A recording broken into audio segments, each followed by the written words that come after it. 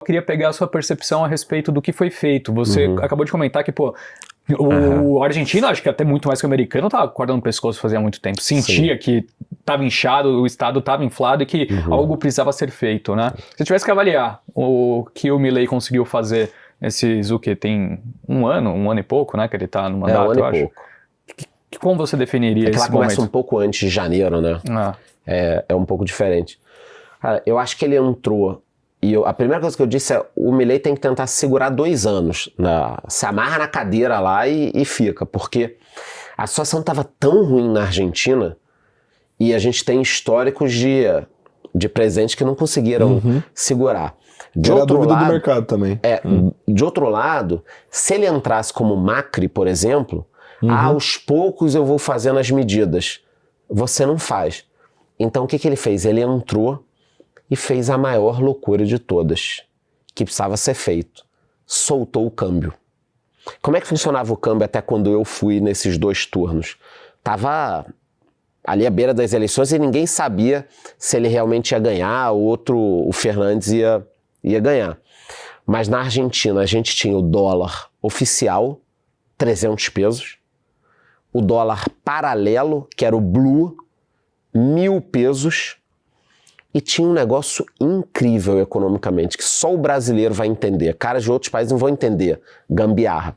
Você tinha o oficial, tinha o paralelo, e naquele período das eleições, estava tão tumultuado e os argentinos não sabiam o que ia acontecer, que você tinha o blue do blue. Então eu quis comprar um dólarzinho ali, não, eu tenho o blue do blue. Era 300 oficial, 1.000 o blue, 1.200 o blue do blue. Porque as pessoas não queriam vender o paralelo. Faltando uma semana, pode ser que esse negócio aqui vá disparar, eu não vou vender. E outros fenômenos do tipo, o sujeito tinha uma loja de computadores. Como é que eu vou vender agora o meu estoque sem saber se na segunda-feira, quando o Milei for eleito ou perder, se não vai ter alguma medida e eu não vou conseguir repor o preço? Então tinha gente querendo gastar todo o dinheiro comprando produtos. Tinham empresas não colocando os produtos. E eu tô falando isso, você não precisa entender o que eu tô falando, mas você tá entendendo o seguinte, caralho, que confusão. Como é que uma economia pode dar certo? Como é que o sujeito tem 2 lojas e vai abrir uma terceira? Como é que se faz um planejamento de uma expansão de uma indústria dessa forma? Aí eu conversei com brasileiros lá que trabalhavam na área financeira de algumas empresas, no comercial. Tinham unidades de empresas internacionais que estavam fechando na Argentina. Eles não conseguiam pagar os fornecedores, você não conseguia fazer o câmbio. Aí tinha o dólar oficial, mas pô, como é que tu consegue o dólar oficial? Eu sou amigo da família do governo, eu consigo oficial, consigo até mais do que 300, 400 dólares. Mas você não consegue.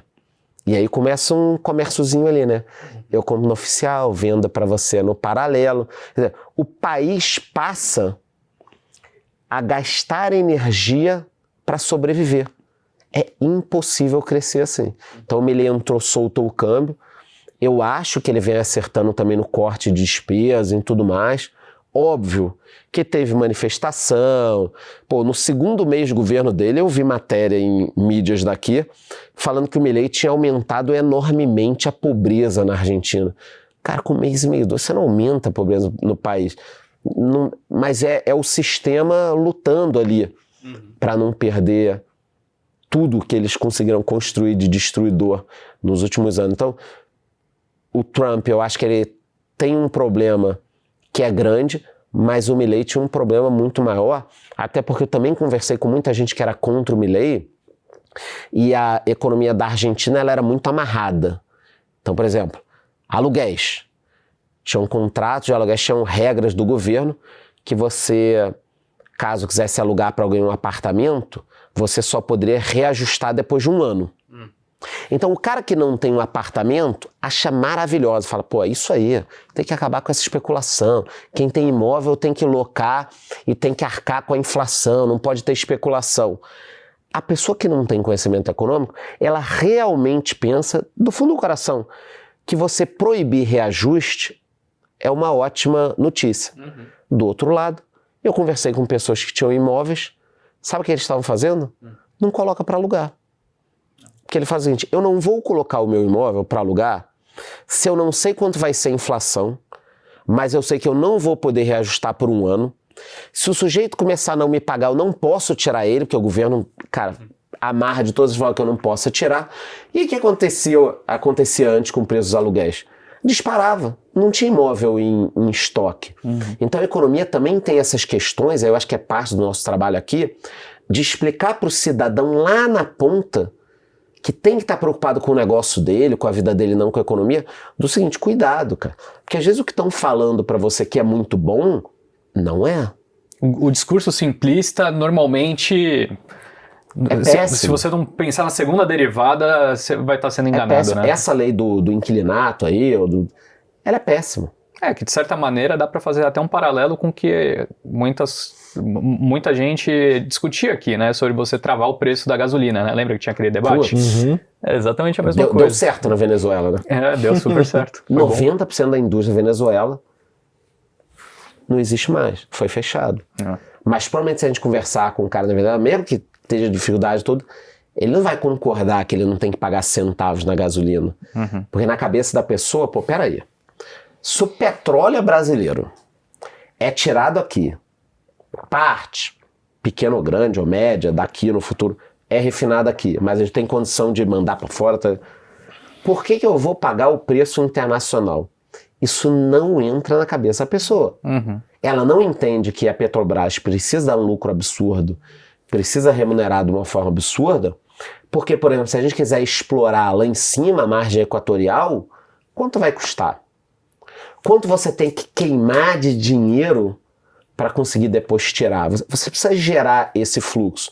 A PDVSA da Venezuela, que é a Petrobras deles, está quebrada. Aí é um general que manda, é um soldado que manda, e o país produz menos do que antes, com a maior reserva do mundo. Perfeito. Entendeu? E para quebrar uma empresa dessa, tem que fazer força, né? Cara, mas a gente quase conseguiu, hein? Foi a empresa mais endividada do mundo, né? Quase conseguiu. Mais um pouquinho ali, eu acho que a gente conseguiria quebrar a Petrobras. Quebrar, às vezes, não é como as pessoas estão pensando, quebrar de fechar. Quebrar é ter que, por exemplo, reestruturar a dívida. Sim. Né, no sentido de um defozinho. O governo tem que bancar, às vezes. Uma capitalização, ou o governo tem que entrar com um valor muito grande. Não quebrou, mas quebrou. Né? O Correio tá meio assim, né?